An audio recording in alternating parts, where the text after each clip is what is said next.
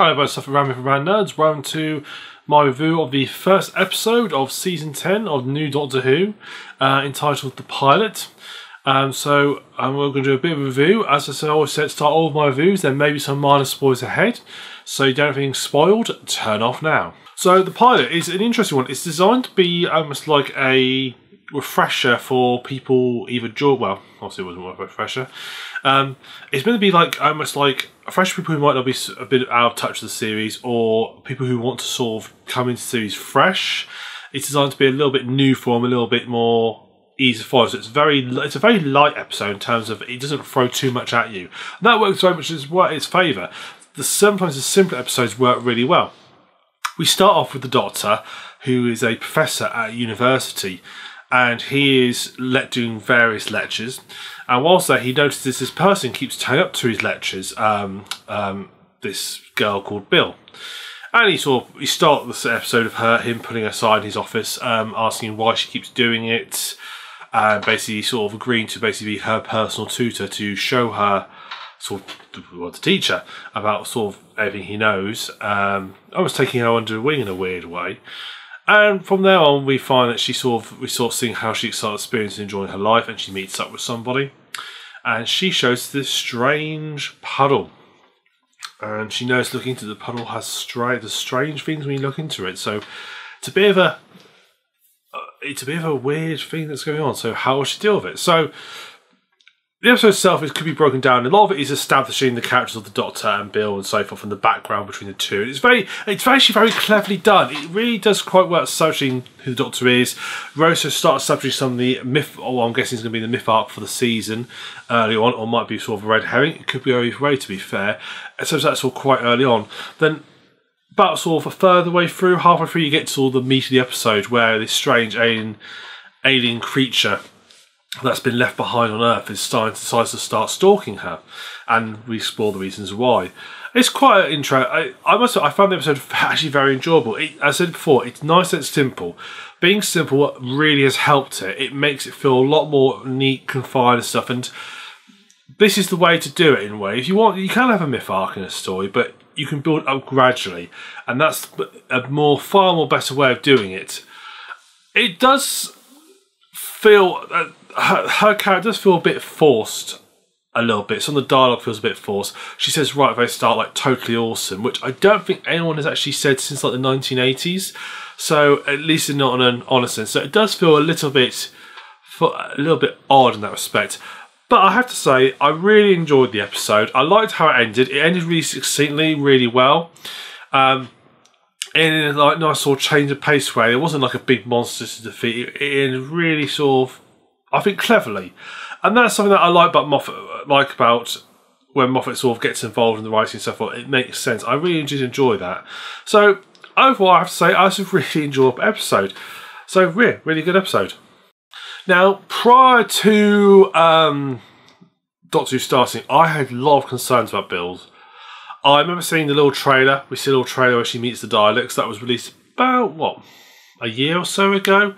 I watched it and I thought, oh my god, she looks awful. And then we had some clips, just brief 40-second clips of her, and again, it looked absolutely a terrible character. I thought, oh my god, she looks absolutely terrible. She's going to be like sort of totally radical about everything. It's going to feel really awful forced. But actual fact, I was pleasantly surprised by Bill. I actually really quite liked her character. Once I actually saw it a bit more in depth of how it was doing it, and I realised that actually fact the trailers made her look really bad. But I actually felt her character worked really quite well. I believed in her character. Her character feels believable, apart from the slightly dodgy lines every now and again. The sort of her little storyline of her falling in love on university campus in this episode works really well. It establishes her really lovely, her really nicely. And so I must say, I was really pleasantly surprised by Bill. I was I must admit, expecting to be heavily disappointed and thinking, oh god, we've got to endure another sort of awful companion. And particularly like Clara, who I really didn't like throughout most of her run. But no, Bill has really inspired me. She's played by Pearl Mackie, and I must say, I thought when I first saw something, because I thought she obviously can't act at all, but actual fact, watching it in situ and in context, it works really well. Really quite pleasantly surprised. I think she's going to be, I'm looking forward to actually seeing how she develops throughout the season. We've also got other characters in there. It's a very light character episode. The only other character is this girl called Heather, who is the former, she and her Bill have a thing going on. She's played by Stephen Hyam. I'm hoping I'm pronouncing that right. She's not seen very briefly. I must admit, her character felt quite flat before. Whether she was meant to be being affected by what was going on quite early on, or sort of drawn to what was going on, she felt very flat and a bit too distant to be quite believable as a character. So a bit like how I was worried about Bill was going to be. But perhaps that's all playing into sort of her later role, and it's hard to tell how things changed with her, to be honest, as the episode developed.